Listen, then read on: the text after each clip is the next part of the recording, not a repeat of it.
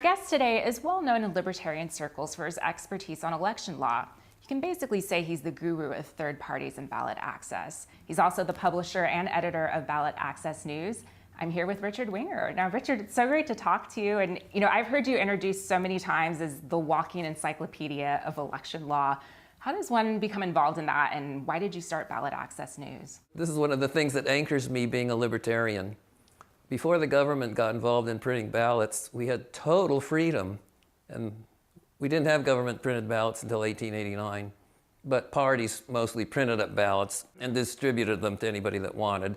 And if you used a party printed ballot, you were free to scratch off names of people you didn't like and write in somebody else. But we had complete freedom to run for office. You could get into the race the week before the election.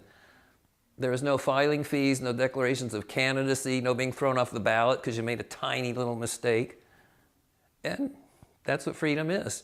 There were disadvantages to that, of course, but ever since the government took it over, they've been using it as a tool of repression.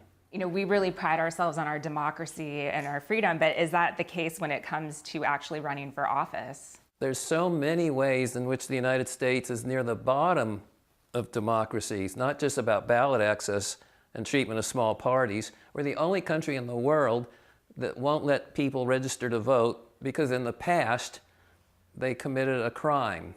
Now, I'm not saying all states do that, but some still do. We're the only country in the world where the adult citizens living in the capital city have no voting representation in the national legislative body. We're the only country in the world that has a popular vote to elect the chief executive, but the person who comes in second can still win the election. It's frustrating to me that Americans don't have more awareness of how many big problems there are. Ballot access for president, for minor parties and independents, has been getting slowly easier. In fact, the number of signatures to get on the ballot in all the states for president is now at the lowest level as a percentage since 1936, which is amazing, really. We keep working and working to improve the laws, and for president, we're slowly succeeding. But ironically, for Congress, it's going the other direction. Now, here's the Libertarian Party on the ballot in all 50 states for president. But how about U.S. House of Representatives? The whole country votes on that, too. And there's only about 1/4 of the districts this year that will see a Libertarian on their ballot for U.S. House. A little known fact is the ballot access laws for Congress are much worse than president, and they're getting worse.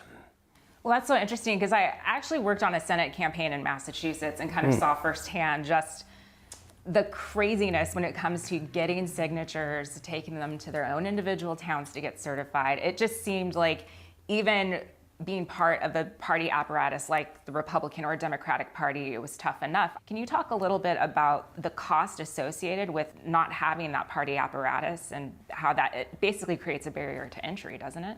Yes, I'm really glad you mentioned Massachusetts. People in Massachusetts have a high opinion of themselves and their state, and they should. Massachusetts is the birthplace of the fight for independence, really is. But Massachusetts, year after year, is the only state where a majority of the U.S. House seats in November only have one candidate on the ballot. In 2014, they have 9 seats. In 6 of them, there was only a Democrat on the ballot. And this year, 5 of them only have a Democrat on the ballot. And the people of Massachusetts, they don't seem to notice there's anything wrong. And for the legislature, always over half the seats only have one person on the ballot. It's because it's so hard to get on a primary ballot in Massachusetts. It's easily the worst in the country. Other states other than Massachusetts that you would say are like really bad offenders? Oh, horrible.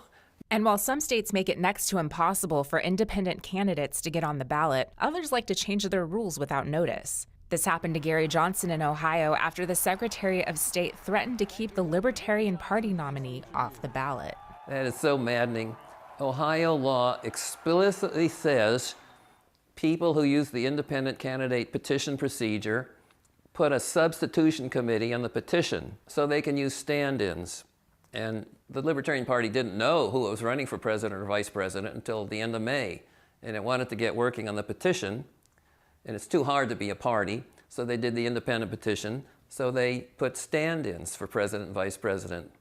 And then they go to turn them in, and the Secretary of State acts like he never heard of such a thing, and the newspapers didn't investigate. If they had, they would have seen this had been used by John Anderson in 1980, by the Constitution Party 3 years in a row, 1996, 2000, and 2004, by Ralph Nader in 2004 for vice president.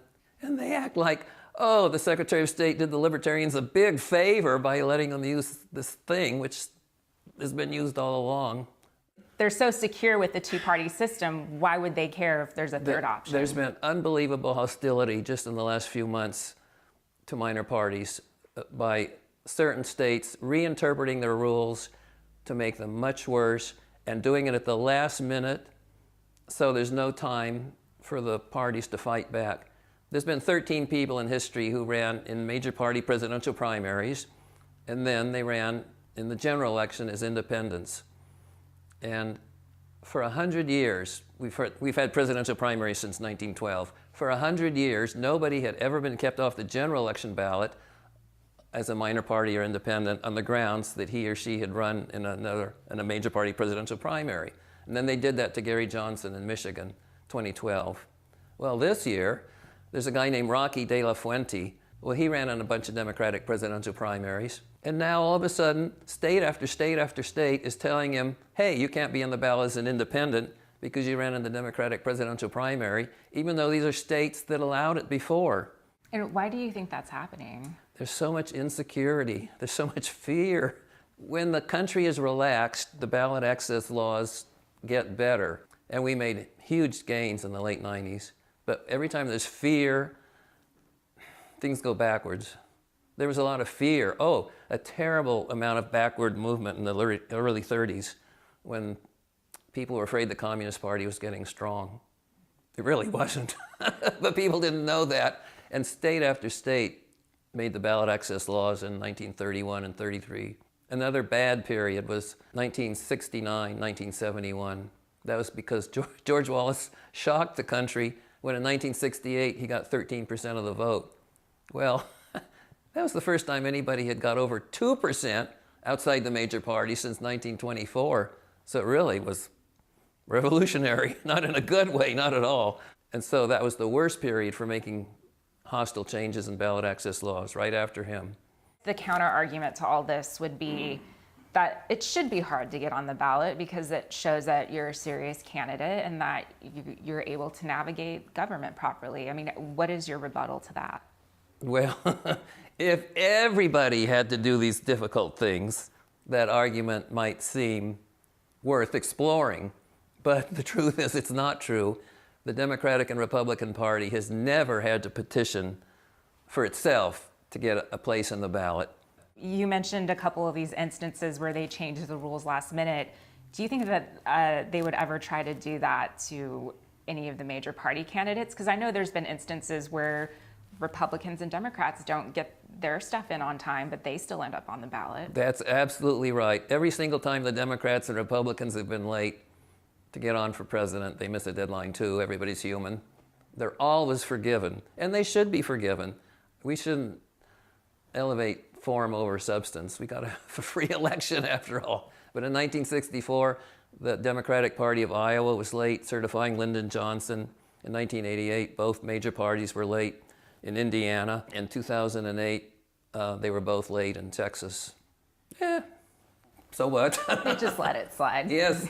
And this year, you probably read, technically the Republican Party of Minnesota didn't do all the paperwork right to certify their presidential electors in Minnesota, but the Minnesota Supreme Court just said, never mind. So how does limiting ballot access affect our democracy, and what can be done to change the status quo? Well, we have one of the lowest turnout rates of any free country in the world. You know, in Canada, every district for House of Commons in the 2015 election had at least 5 parties on the ballot. Because in Canada, ballot access is easy and equal. You can run for House of Commons in Canada with 100 signatures and $1,000. And in Britain, it's only 10 signatures and 500 pounds. And so Britain also the typical district has 6 candidates. And it doesn't crowd the ballot, because I feel like that's a big concern people always talk about. It's like, well, there's just going to be too many names. That's ridiculous. You know, most restaurants have menus that are, you know, way more choices, but somehow people still cope. Richard, thank you so much for talking with us today. Oh, Alexis, thank you so much. I enjoyed it. And we've been talking to Richard Winger with Ballot Access News. For Reason TV, I'm Alexis Garcia. At a moment when it seems that our democracy is more defined by our discord and our dysfunction than by our own values and principles, let me begin by noting a somewhat obvious point, that these offices that we hold are not ours indefinitely. We're not here simply to mark time. Sustained incumbency is certainly not the point of seeking office, and there are times when we must risk our careers in favor of our principles. Now is such a time. It must also be said that I rise today with no small measure of regret. Regret because of the state of our disunion. Regret because of the disrepair and destructiveness of our politics. Regret because of the indecency of our discourse. Regret because of the coarseness of our leadership. Regret for the compromise of our moral authority. And by our, I mean all of our, complicity in this alarming and dangerous state of affairs. It is time for our complicity and our accommodation of the unacceptable to end.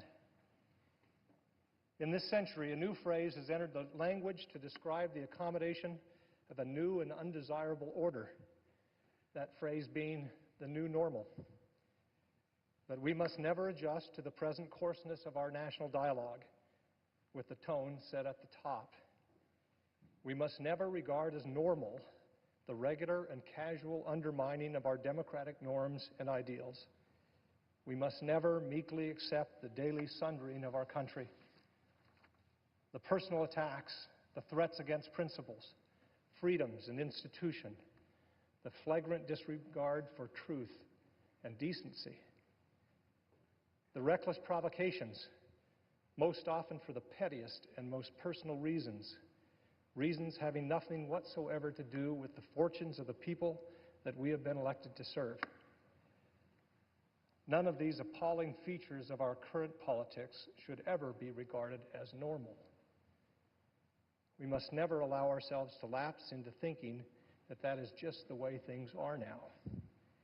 If we simply become inured to this condition, thinking that it is just politics as usual, then heaven help us.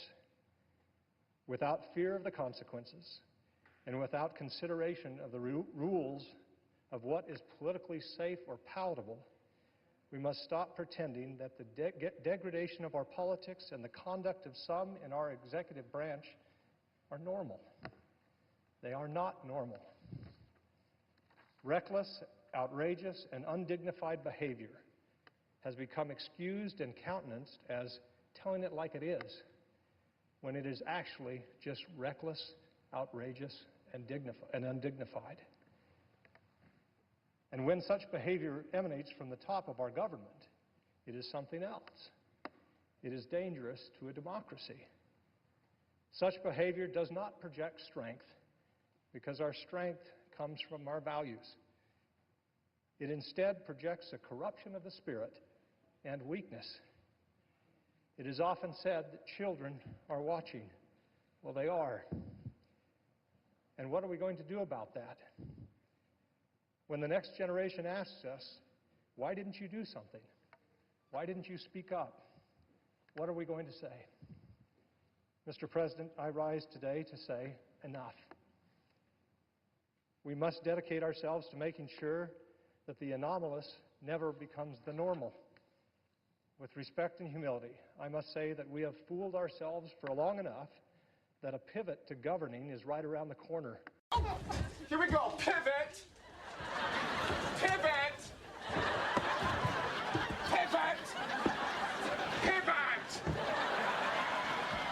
Pivot! Pivot!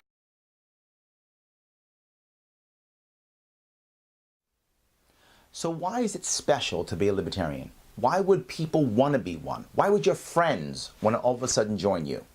Here's the reason why. When you look at the Democrats right now, their North Star, or their place they go to, their ideal is always what is good and what helps. It's a lot of great intentions, but it's just intentions. And those intentions often fail because they'll use whatever means necessary to do what they feel is good or is going to help. And who decides what that is?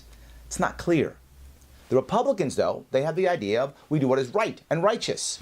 That sounds great also. Great intentions. But those also fail because they'll do whatever they think is appropriate to make that happen, to include taking away our rights, using law or government. But the Libertarians have a very special North Star, and that's the non-aggression principle. And what that means is we don't want anyone to force anyone to do anything they don't want to do. We don't want to force you. And if you want to do something that doesn't affect me, I'm okay with that. And that's our North Star. So everything we do moves towards that. And if it begins to involve force or coercion or somehow making people do something or punishment or violence, we move against that. We don't want that. That's what makes us special. That's why I'm a libertarian.